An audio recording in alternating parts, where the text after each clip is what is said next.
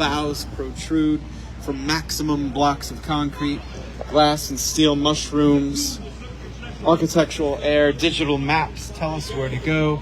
I see from street to park, days lost in reflection on the grass, a bus of gloom, memories return in a song from someone's window, laundry, liquor, nail shops, the endless list of walking a single block. At 6 o'clock, vaping in a tobacco shop. There used to be one of you, now there are two. I see styles unveiled each fashion week, villages plundered by drunks. At night, little order to the chaos, yet all is fulfilled. I see the cap off a fire hydrant and children splash in the deliberately free water of New York. Okay, we are now ready for the 11:30 slot. The word is right. Give a warm welcome to Brian, Franco, and everybody. He's going to do some intros. Gracias. My name is Brian Franco. Some people know me as Generalissimo. That's just a stage name. I am not a dictator, and I've never been in the military. So, my first poet is someone that I met in person a few weeks ago. She is from New Jersey, and Arson, the poet, is someone who I promise will blow you away. Her book is introspection. Her publisher is one of these people around here, and she'll tell you, Arson!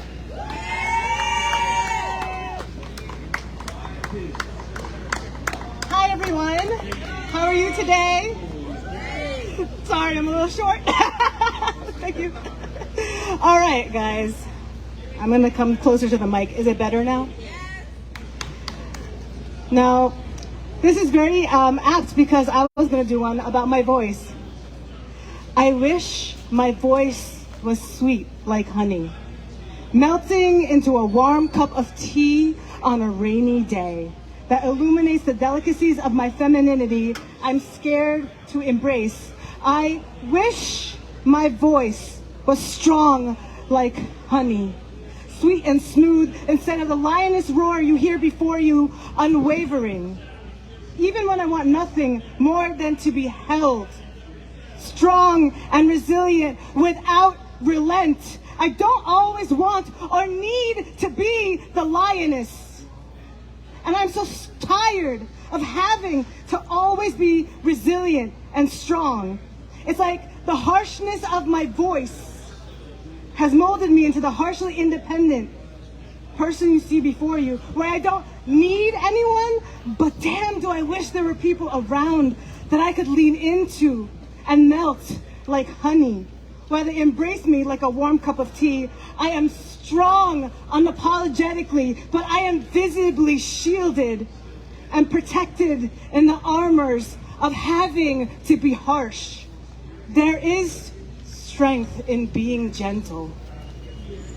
There is strength in being gentle, and how I wish I could embrace that, even if it just is with my voice. I wish my voice was made of nightingales rather than lightning bolts, so that even when I cut deep, it's still a pleasurable experience. And most importantly, I wish my voice was more like honey, so it could stick. And you remember its sweetness and kind taste more than you remember it came from a broken home. I wish it more was like honey, so that you can remember that even in the trenches, you can remain sweet and not let your situations mold you. How I wish my voice was more like honey.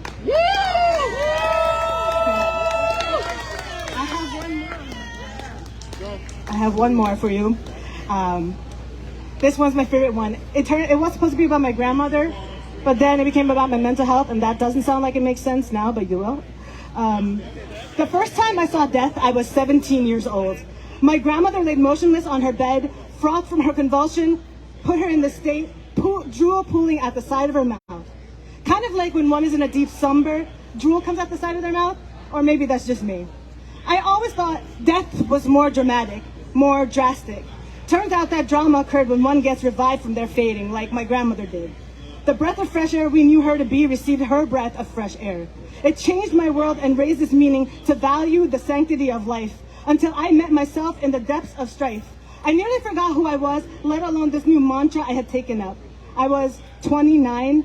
I knew nothing about nothing, but I craved something, and I was lost in my need of wanting to be found. Anxiety-ridden thoughts filling my insomniac brain, round after round, hit me once, hit me twice. Grief is reckless. The sun could be burning bright right into my retina, and all I saw was darkness. Sleepless nights causing a 504-hour day, causing you to hallucinate is the deepest despair. A trip to the local craft store to inhale the sweet scents of cinnamon that reminds you of a warm home being your only sanctuary as you tripped, sinking into the dark crevices of your mind that your conscience told you is always wrong. You drown. Waves of tears and anxiety pour over you like a one-clouded monsoon, severing you from connections to others. You are alone. There is nothing to talk about but so much to say. They give you a pill that knocks you into unconsciousness until your mind is still. You float back to reality. Reality becomes a dream as you revive your soul and become whole again. Whole-minded, wholehearted, whole human, realizing your humanity is defined by hope, something that you had lost a long time ago. You awakened. I awakened. I found hope. I pursued dreams. I realized the things I thought intangible were actually right in front of my reach, and all I had to do was reach my arm out. Love, support, ability to function, sleep, it was all there. That realization took me away from relying on pills and allowed me to start climbing up from the bottom of this hill. We are powerful and resilient youth, and while some may think mental health is debilitating, finding ways to cope with it and having to rediscover who you are is actually rehabilitating. I am free to be who I wish to be, and while I did not physically die, I did die 1,000 deaths, and just like my grandmother did, I received a fresh breath.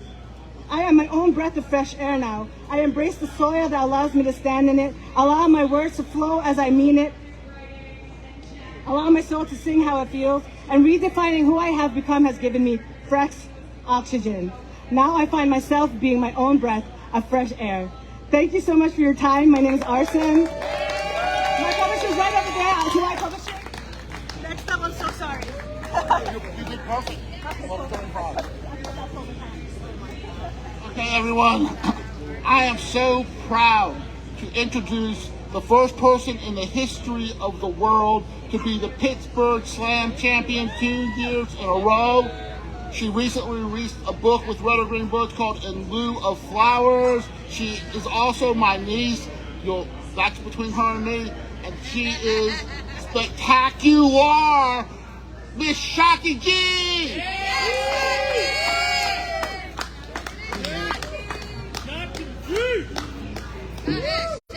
What's going on, New York? Listen, it was hot yesterday. I am tired. I need more energy than that from you guys. You guys gotta get me through. That's what I'm talking about. You know, I always wanted to do this. I know I live in Pittsburgh, but you're... All right. First piece is gonna be called Black Love. As he mentioned out of my book, In Lieu of Flowers. I got plenty of copies with me. Hit me up if you want to get one. I have never considered myself a love poet.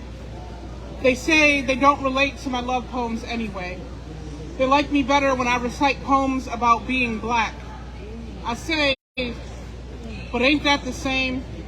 Ain't black joy a love of its own? Ain't I proof love exists even when it isn't meant to? My folks didn't love each other. My pops had something to prove. I mean, thank God they don't make closets the way they used to.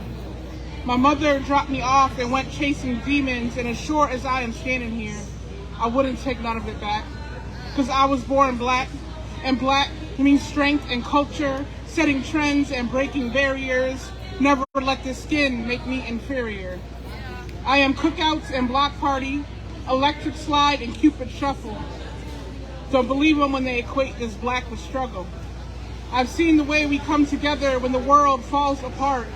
Bullet wound turned family reunion. Traffic stop turned potluck. You can't say we ain't resilient. Can't say we don't find the rhythm in anything. We'll two-step to a heartbeat if it means we're alive. And if that ain't love, then why? All right, we gonna get a little deep here. This piece is called My Brother's Burden. As kids, We joked about giving free tickets to the gun show whenever we raised our arms. But now, my brother's body is a fully stocked armory. You can hear the boom of cannons in his voice, a grand finale of fireworks in his laughter, his heart trigger happy, chest an arsenal of pride. So when he leaves the house, I'm afraid anyone will mistake his melanin for gunpowder. Any gesture seen as reaching for a gun, his eyes turn gunmetal black when scared. It is hard to conceal his pain.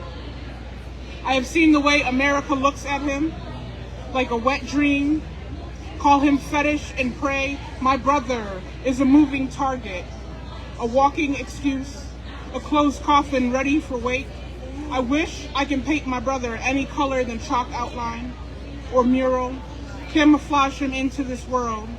Wish I could put a safety on his back instead of a bullseye. Remind you he is someone's father, son, uncle, brother, instead of another bastard. Because after all the things my brother can be, America will always be the gun. Hatred, the bullet that eviscerates my brother's temple, turns his favorite streets into memorial and shrine. Exchange his bright future for candlelight vigils. Maybe, someday, America will stay silent in its holster, will not see my brother as a weapon, say they feared for their lives. And ain't that ironic, the way I fear for mine.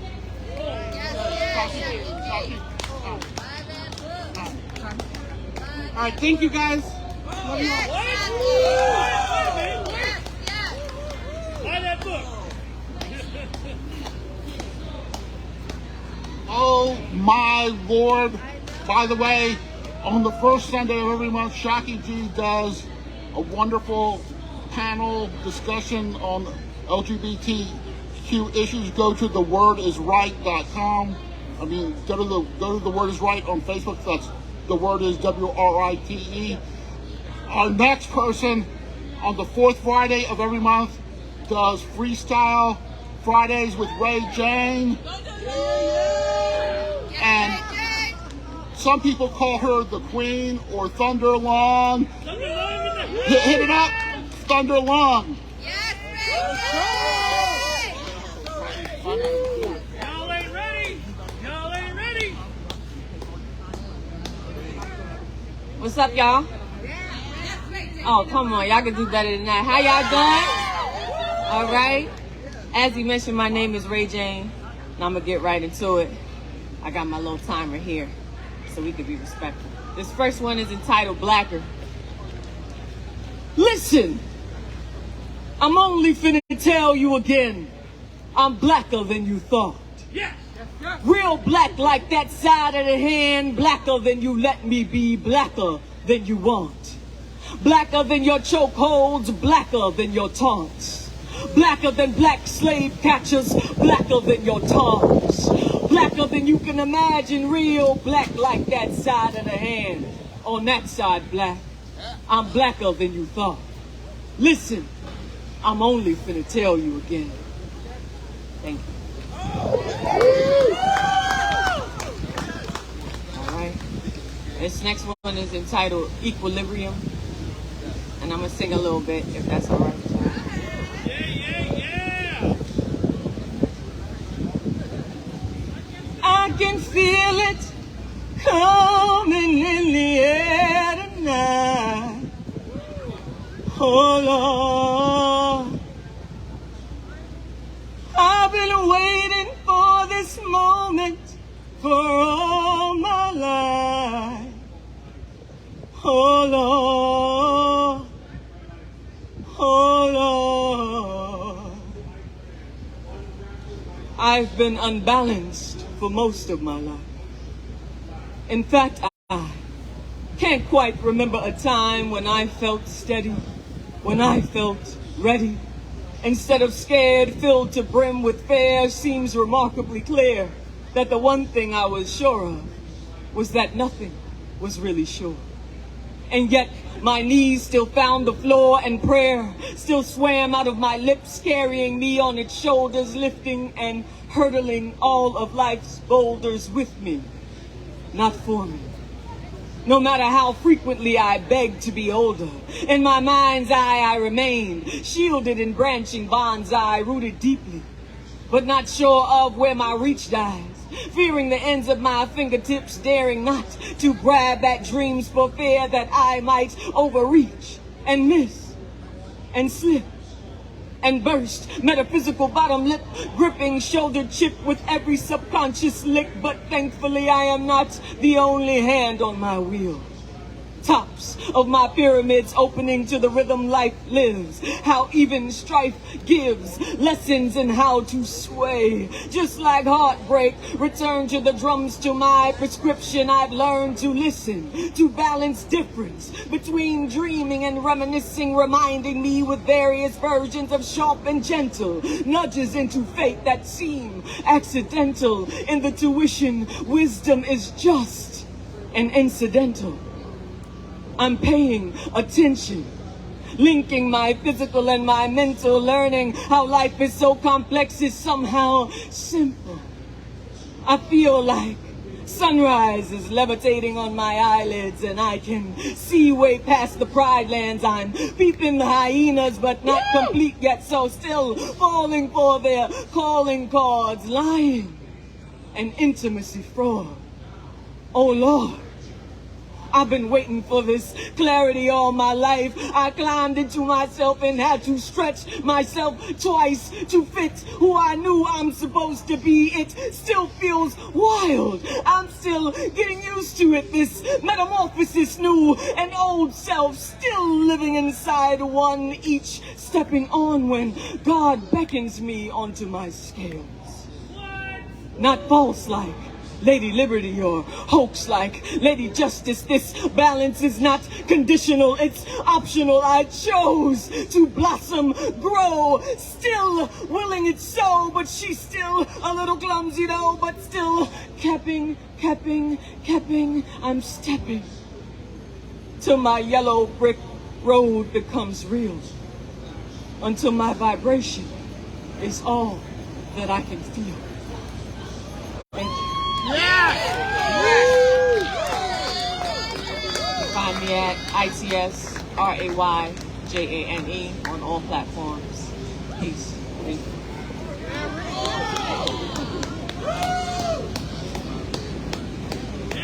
Okay, everybody breathe right now, because after Ray J goes, we all have to always breathe. Oh, and now, my friend from New Jersey, who I love dearly, who makes wonderful French toast, who is also the author of The Chameleon Chronicles from Red or Green Books, Ms. Terry Rose Jerkin, who just bought these earrings here today. I think I'm going to read the last poem in my book, which is about a woman who is actually from my town. Can you hear me? I'm a little too far away from the mic. So this is about a lady by the name of Mildred Norman Pierce. And she's from my town where I live in back in Egg Harbor City, New Jersey. It doesn't mean anything to you all, but that's where she's from. Her timeline was July 18th, 1908 to July 7th, 1981. American spiritual teacher from New Jersey, mystic, pacifist, vegetarian, and peace activist. In 1952, she became the first woman to walk the entire length of the Appalachian Trail in one season. It was a 28-year journey. Her goal was walking across the entire country for peace. She only owned what she wore and carried, walking until she found shelter and fasting until she was given food. She relied on the hospitality of strangers. People are good. There's a spark of good in everybody, she said. I walked in Peace Pilgrim Park today. It was closed all summer because the residents let their dogs run in there and did not pick up after them. On my last visit, I brought my bitch, Violet. However, she saw another dog and got loose from her harness. She lunged. I was quick to get her in a wrestling hold to keep her from grabbing the other dog. Violet likes to take her toys and rip out the stuffing and dismantle everything that can be taken apart. I was afraid of what she would do to that smaller dog. After I fully subdued her, I conversed with the other owner while I managed to get her leashed back up. Crisis averted. The small city that I live in is not without its problems. The park is no exception. The sculpture was vandalized, carelessly cut in half. The faded and hand-painted tiles surrounding her feet were created by the local school children 15 years ago. My son was one of those creatives. Around the area sat 3 broken concrete benches. I wondered while I sat there about how the world would have been different if her purpose was achieved, and how in this dilapidated state the park represented its antithesis. She devoted her life to her calling of promoting peace. She was a modern-day Mother Teresa, akin to Jesus. Her selfless actions were to be honored in the form of this park. Today, when I returned, I noticed that she was repaired and made whole again. I was happy to see that someone extended her this kindness.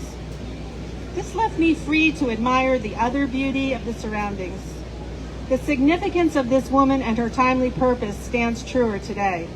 Even though we are still a long way off, this single redeeming act was at least a small step in the right direction. Thank you. Hey, you can do one short Violet piece. Okay, I got a request for my Violet piece. Violet is my dog. A short one. Okay.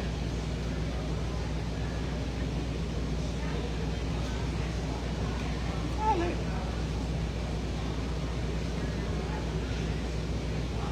I'm gonna have it marked off. That would have helped. I'm using up all my time on flipping. Here we go. Violet's Ephrastic Haiku. This is a Violet and me, a painting I did of us, her licking my face. Where has that tongue been? The dog licks her face. Wet, slobber, yucky. Thank you.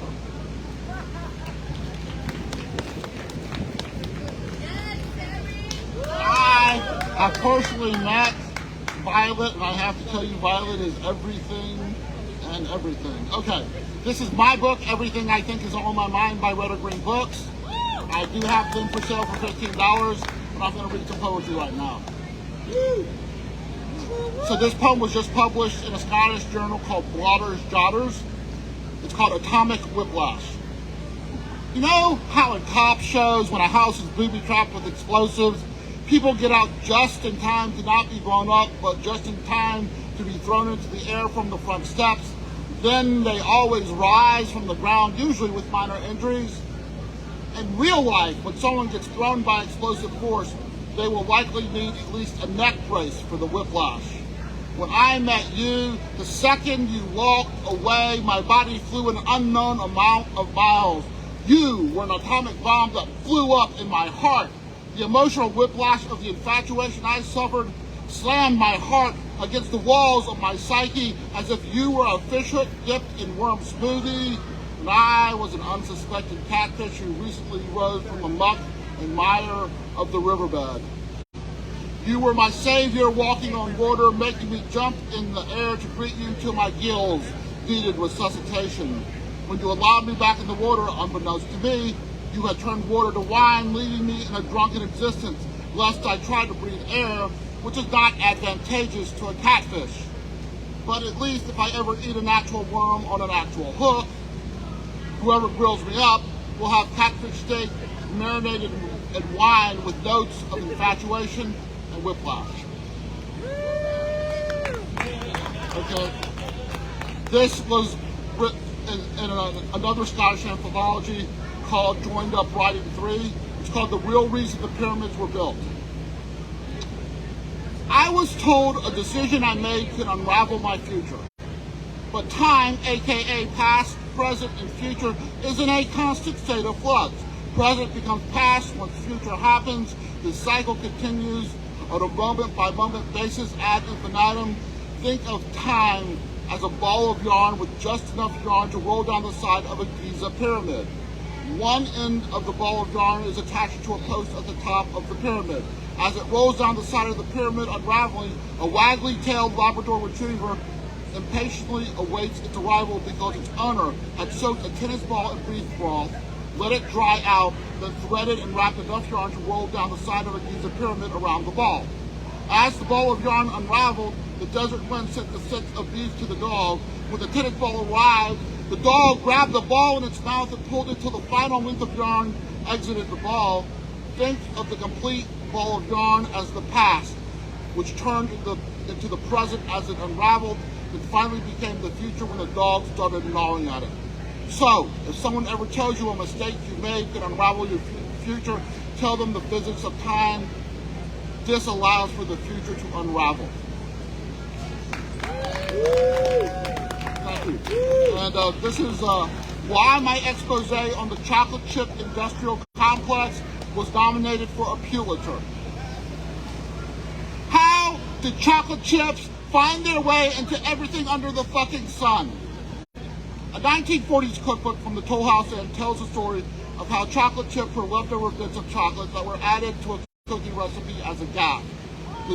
The chips half melted into the cookies and created a culinary craze.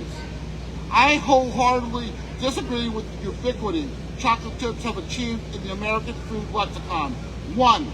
Chocolate chips and chocolate chunks and brownies are overkill. 2.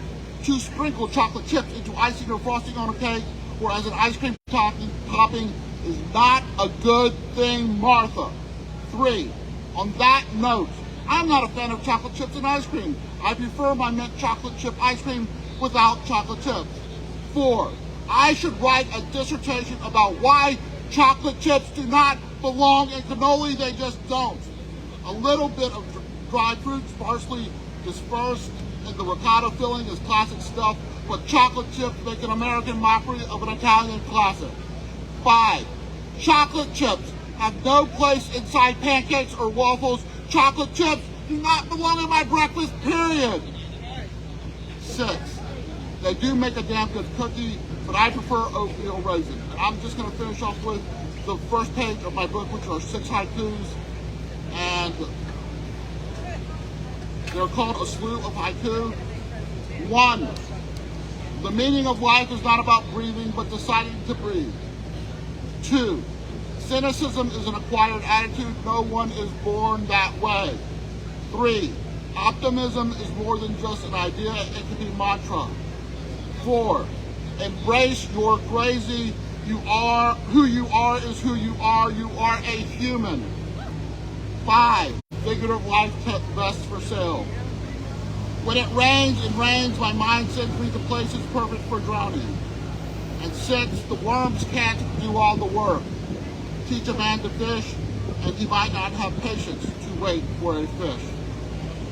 Gracias, everyone. We are The Word is Right, WRITE. Look us up on Facebook. We also have thewordisright.com, where you can look up everything and all of the events. Bye-bye.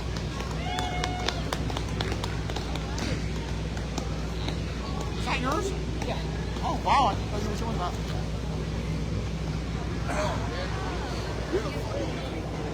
Thanks, guys.